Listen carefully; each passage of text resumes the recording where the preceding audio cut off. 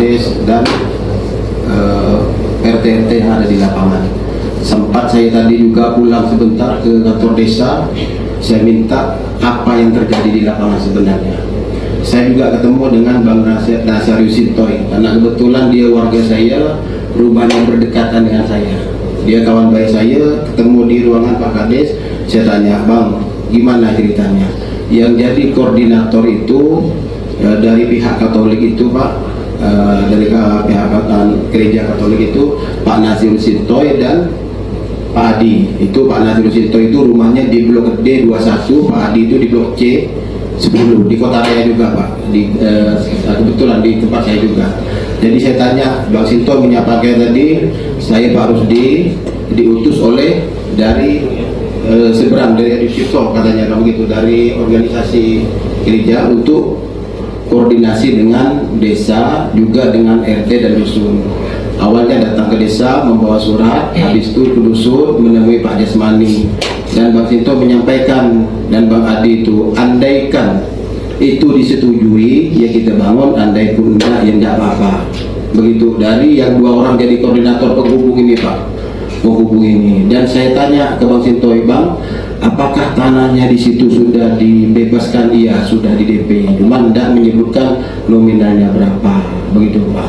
Oh iya, ini kok, dan saya juga lanjut tanya ke Pak Dusun, Pak Dusun, ini gimana kok bisa jadi ramai, surat ini bisa sampai kemana-mana, siapa yang membuat surat dan siapa yang menyebarkan? Informasi dari Pak Dusun, surat itu tidak disebarkan. Cuman Pak, waktu pertemuan kedua, pertama datang itu 2 orang, Nasarius Sinto dengan si Adi. Keduanya datang itu ada 3 orang. Nah, yang satu ini saya tak tahu nih siapa. Nah, dari informasi Pak Dusun, yang satunya ini yang moto surat pernyataan tadi itu. Karena Pak Nasarius Sinto datang ke Pak Dusun minta waktu untuk koordinasi dengan RT, rapatlah di situ dengan RT, terjadilah kesepakatan tadi itu, dibuatlah surat itu. Hanya saja surat itu tadi Pak tidak disebarkan. Nyebarnya di mana? Kawan-kawan RT yang megang surat pun tidak tahu, kan begitu. Cuman memang waktu pertemuan kedua itu yang datang 3 orang, satu Pak Nasarius Sinto, kedua si Adi, satu kawannya, dan kawannya itu yang moto surat itu. Ya begitu Pak. Nah, itu yang penyampaian dari. Dan di sini di Desa Kapur itu Pak, memang ada forum RT Desa Kapur. Tapi di surat ini yang membuat surat ini forum RT Dusun Parit Mayor. Ini bukan ikut Desa Kapur, hanya di Dusun Parit Mayor.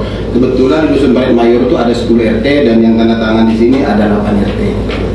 Mungkin itu, dan saya juga sampaikan sama masyarakat di bawah tadi, karena masyarakat di bawah itu semuanya nelpon Pak tadi Pak, dengan adanya viral di Facebook itu, dan saya bilang enggak ada masalah.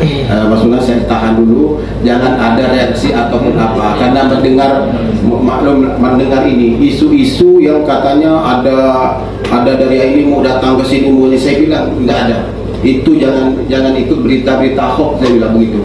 Itu tidak ada masalah. Jadi jangan resah di bawah kan begitu.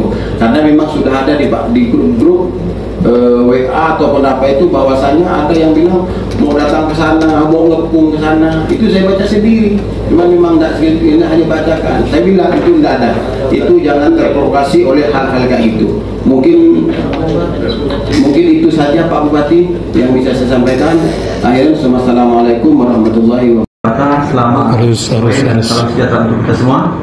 Yang saya hormati Bupati Kabupaten Kuburaya beserta Wakil Bupati Kabupaten Kuburaya, Kapolres dan Dandim saya mewakili. Kemudian yang saya hormati seluruh bapak-bapak, ibu yang tidak dapat disebutkan satu persatu.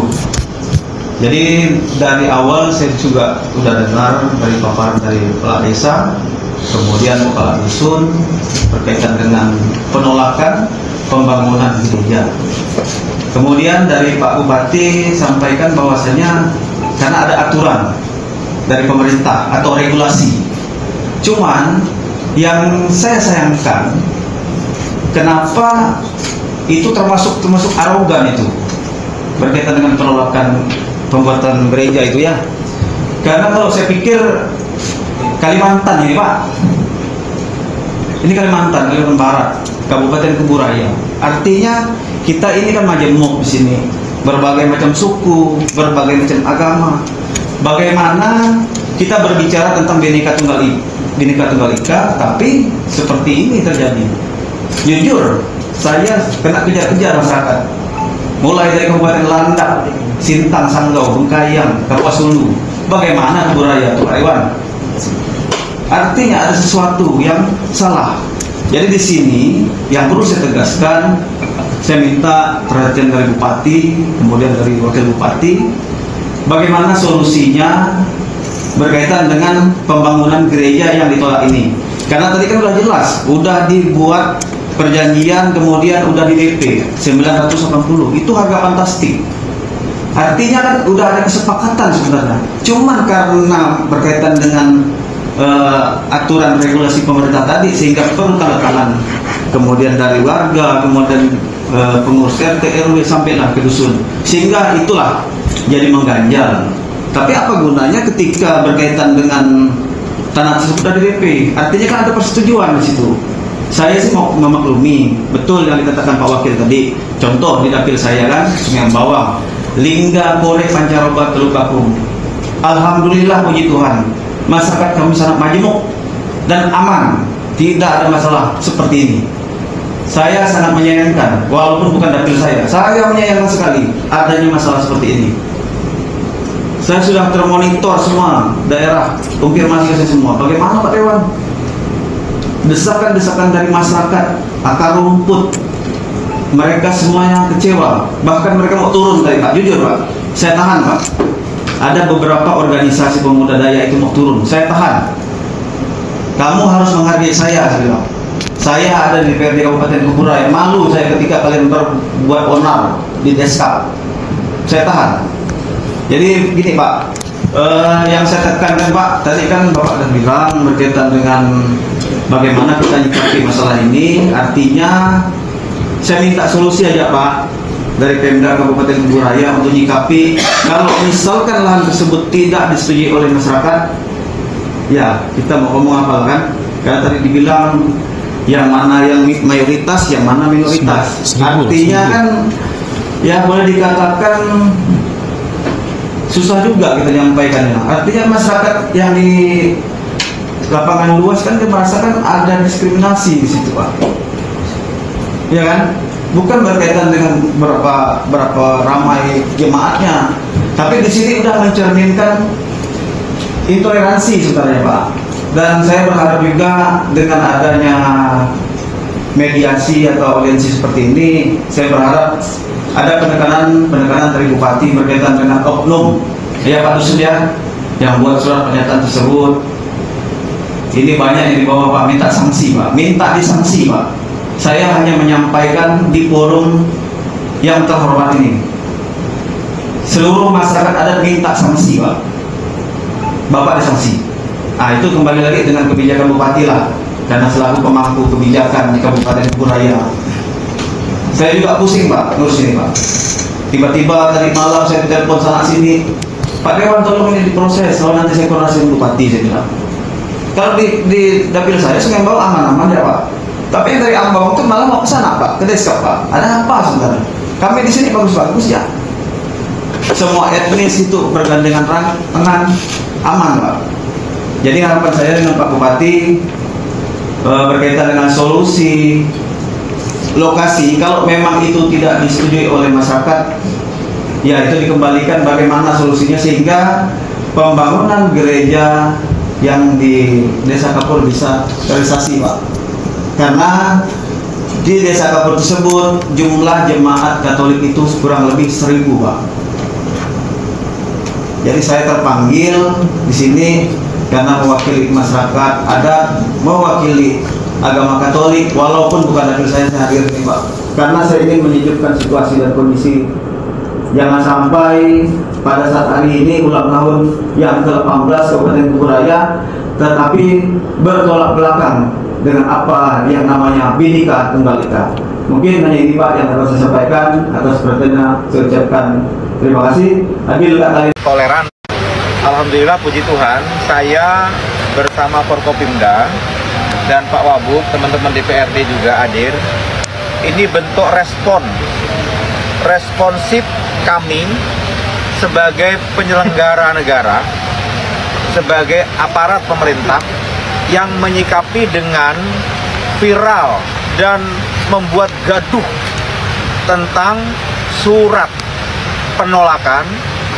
Surat itu memang ditujukan kepada kepala desa, ya, yang dibuat oleh para forum RT. Perihalnya tentang penolakan pembangunan gereja. Nah, saya katakan sebenarnya itu sudah masuk kategori intoleransi. Masuk, Pak. Ya, anti toleran. Bahwasanya kemudian di situ menyikapi tentang surat keputusan bersama Menteri Agama dan Menteri Dalam Negeri, sangat disayangkan kenapa harus sampai mengeluarkan tertulis yang akhirnya itu membuat gaduh. Maka saya menyikapi bahwasanya saya tegaskan berulang kali, selama saya masih bupati dan Pak Sukir sebagai wakil bupati, kami tidak akan berikan ruang sejengkal pun kepada kelompok-kelompok intoleran, kepada kelompok-kelompok yang anti toleransi. Ini sudah jelas. Kembali ke persoalan ini, kebetulan saya dengan Bapak Antonius dan beberapa teman semuanya hari ini hadir di sini. Saya sudah bisa mendengarkan tadi dari Pak Kades dan jajarannya. Kemudian sudah kami tampung. Kemudian kita juga mendengarkan dari pihak gereja.